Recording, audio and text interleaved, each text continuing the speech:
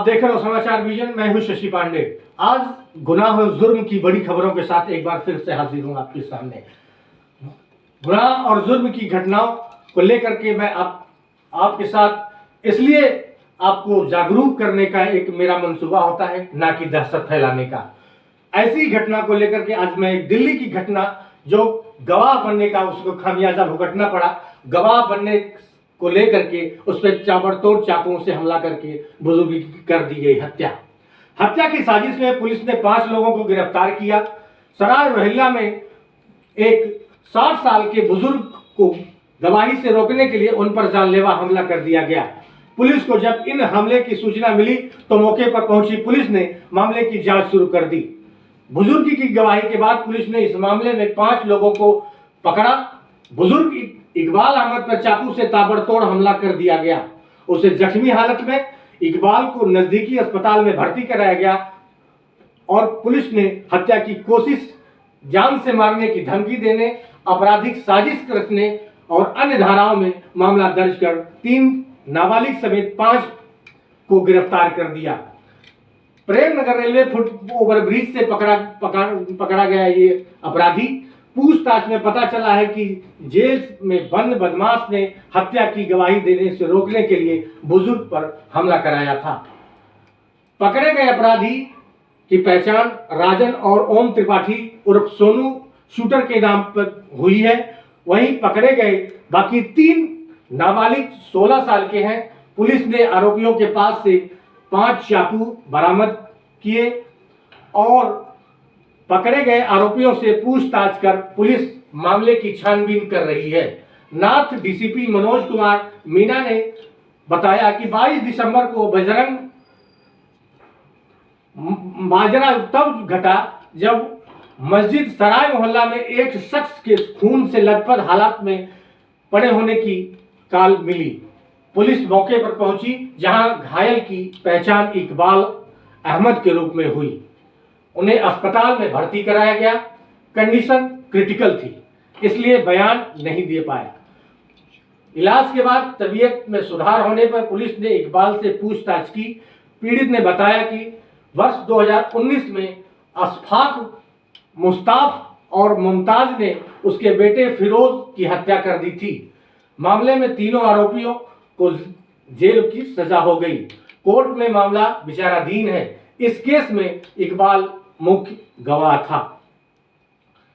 इस तरीके की जुर्म जो हुआ दिल्ली में और बुजुर्ग के साथ ये निर्मम चाकू से उसके ऊपर ताबड़तोड़ हमला किया गया। इसी तरीके से दूसरी जो अपराध की घटना है लव, सेक्स चेंज और शादी को लेकर के है।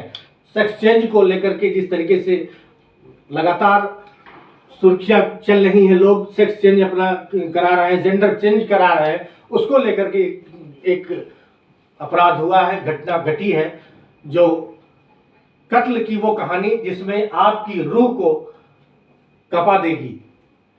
और सेक्स चेंज और शादी का ये सपना जो दिखाया गया, बाद में सिर्फ यही तक नहीं, इसके आगे मर्डर भी कर दिया गया। ये घटना चेन्नई की है। चेन्नई में मर्डर की एक मिस्ट्री है। ऐसी कहानी जिसको सुनकर के सब हैरान है कि एक युवक अपनी दोस्त पर पेट्रोल डालकर उसे जिंदा जला दिया।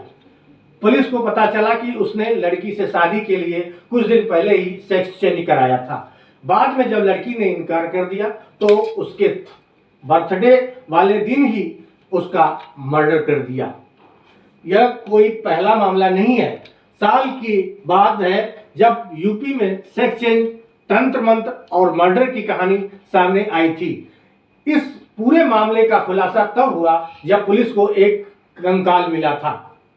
कुछ समय पहले ही हरियाणा में एक लड़के ने सेक्स चेंज कराने और शादी करने के लिए पूरे परिवार का ही मर्डर कर दिया था। सेक्स चेंज की ऐसी जो सनक है जो उन्हें सलाखों के पीछे पहुंचा देती है। ऐसी घटना पर लोगों को कहना है कि सेक्स चेंज से तन तो बदल जाता है, पर मन का क्या? मन तो नहीं बदलता ना। यह कैसा प्यार? चेन से बांध कर दे दी ऐसी सजा, सजाए प्यार में धोखा मिलने की कई कहानियां हैं, लेकिन चेन्नई में मामला कुछ अलग ही रहा। प्यार में धोखा खाने के बाद प्रियंका को सरप्राइज देने के लिए बुलाया, लेकिन कुछ ऐसा कर दिया जिसके बाद यह सीधे जेल पहुंच गया।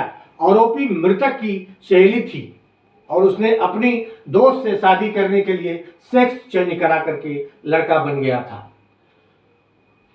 मुंगेरस्वरी में नंदिनी दोनों मुदरै के एक गर्ल्स स्कूल में पढ़ती थी और दोनों के बीच इतनी गहरी दोस्ती हो गई थी कि गुरेगेश्वरी ने शादी के लिए अपना सेक्स चेंज करा दिया। सेक्स चेंज के बाद उसने अपना नाम बेटीमरन रख दिया। बेटीमरन ने एक दिन नंदिनी के सामने प्यार का इजहार कर दिया, प्रपोज कर दिया और संबंध बनाने की कोशिश भी की। नंदिनी ने उसे मना किया और उससे दूरी बनाने के लिए बार बार वो कहती रही। हालांकि दोनों संपर्क में थे। पिछले शनिवार को बेटीमरन ने नंदिनी के साथ घूमने के लिए मना किया। इसके आगे की कहानी काफी जो हैरान कर देने वाली है, उसमें गौर करिए। बेटीमरन ने उसे कपड़े दिलवाए, एक अनाथ आश्रम ले गई, दान करवाया और फिर घर के लिए निकल गई। रास्ते में एक सुनसान जगह पर बेटीमरन ने गाड़ी को रोकी और नंदिनी को फोटो के लिए पोज देने को कहा। जब वो ऐसा करने लगी तब उसे जंजीरों से बांध दिया। बेटीमरन ने नंदिनी की गर्दन, हाथ और पैर को काटा और फिर आग लगाकर वहां से भाग गई। बेटीमरन पकड़ा गया, लेकिन नंदिनी की जान न बच सकी। तंत्र मंत्र की शक्ति से वो उसे लड़का बना देगा। मिली मौत की घटना इसी साल की है। जो दो लड़कियां जो एक दूसरे से प्यार और शादी भी करना चाहती थी, उनमें से सोचती थी कि सेक्स चेंज करा करके लड़का बन जाएगी और फिर दोनों की शादी हो जाएगी, लेकिन यह रास्ता कहीं और ही जाता है। यूपी के शाहजहांपुर की यह घटना, जब पूनम अपनी सहेली प्रीति से प्यार करती थी और उससे शादी करना चाहती थी। प्रीति इस लगातार घर आती थी, शादी के रिश्ते को नकार रही थी और उसके घर वालों ने इससे परेशान थे। एक दिन प्रीति की मां को इसकी वजह पता चली। यह उससे पूनम को रास्ते से हटाने का प्लान बनाया। पूनम को रास्ते से हटाने के लिए एक तांत्रिक से 1.5 लाख में सौदा तय कर दिया।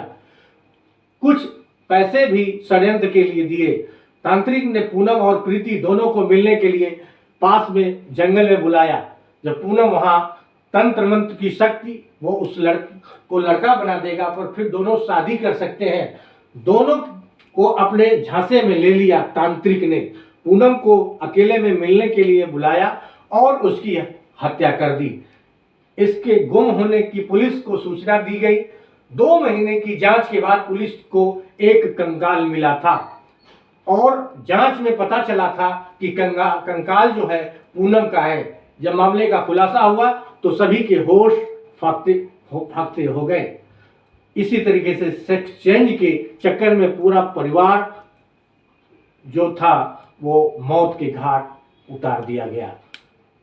कुछ समय पहले का मामला है, जब हरियाणा में भी इस तरह की घटना घटी थी कि रोहतक में एक लड़के ने अपना सेक्स चेंज कराने के चक्कर में पूरे परिवार का ही मर्डर कर दिया था। रोहतक पुलिस को उस सच्चाई का पता चला तो उससे भी इस घटना का यकीन करना मुश्किल हो रहा था। आरोपी लड़का अभिषेक अपने पुरुष प्रेमी के साथ रहने के लिए अपना सेक्स चेंज करवाना चाहता था। इंटरनेट पर यह इसके लिए जानकारी जुटा रहा था और इंटरनेट पर लगातार सर्चिंग कर रहा था कि कैसे कैसे सेक्स चेंज किया जा सकता है। क्लिनिक, तमाम डॉक्टरों की सलाह ली, तलाश और क्लिनिकों का चक्कर भी लगाता था कि सेक्स चेंज कैसे कराया जाए। वह दोस्त से शादी करना चाहता था और विदेश भागना चाहता था। उसकी इस प्लानिंग की जानकारी घर वालों को लगी। वह उसके विरोध में थे। वह परिवार में 3 से 5 लाख की डिमांड भी कर रहा था, लेकिन पिता ने उससे इनकार कर दिया। इसके बाद उसने माता पिता, बहन और नानी को मौत के खौफनाक मंजर में डाल दिया और उनकी मौत कर डाली। जिसमें एक दिन सभी को गोली मार दी और सभी के गहने उतार लिए, जिससे लगे कि यह लूटपाट की घटना हुई है। साधारण अंदाज उसका ये था कि मौके से भाग करके वह खुद होटल जा पहुंचा। हालांकि पुलिस के हाथ सीसीटीवी फुटेज में पता लग गया।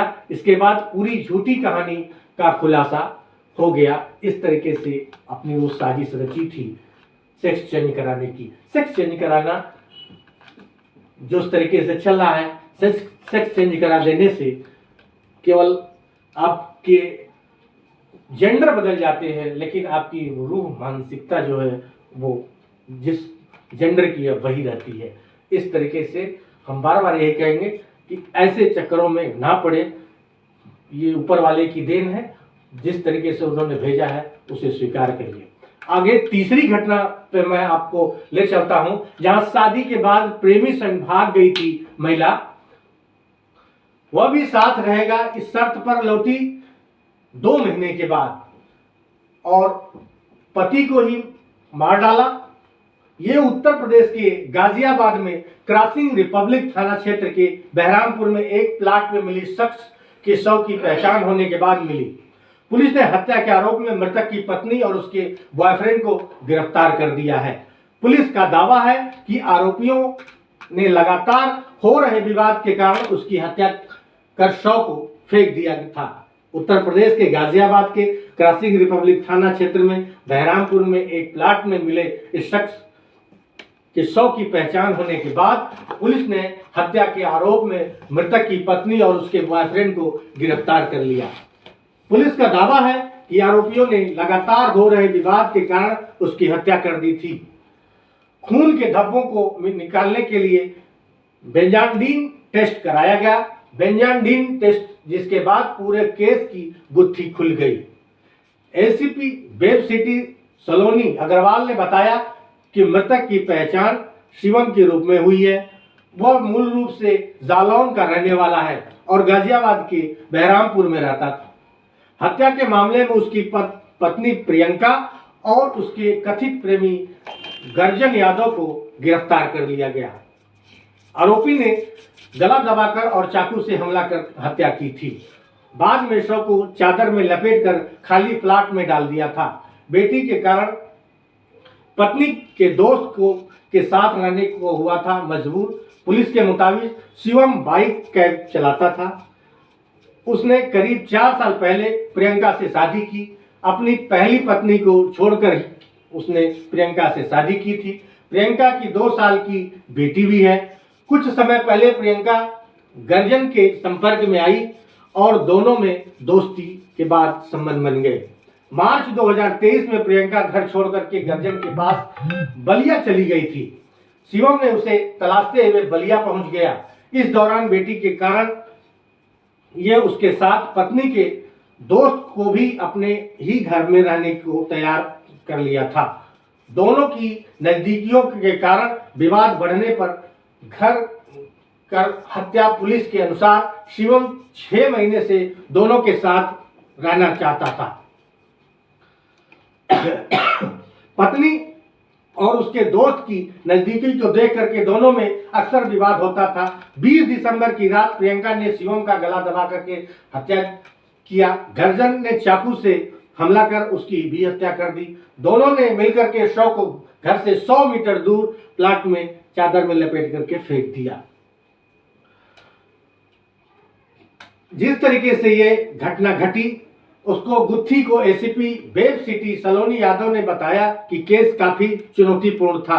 इसमें पुलिस की टीम ने 500 से अधिक घरों में जाकर के मृतक की पहचान कराने का प्रयास किया। घर घर जाकर के फोटो दिखा करके मृतक की पहचान कराने की कोशिश की। इस दौरान एक बार पुलिस टीम प्रियंका के घर भी गई, जहां उसकी गर्जन को अपना पति बताया।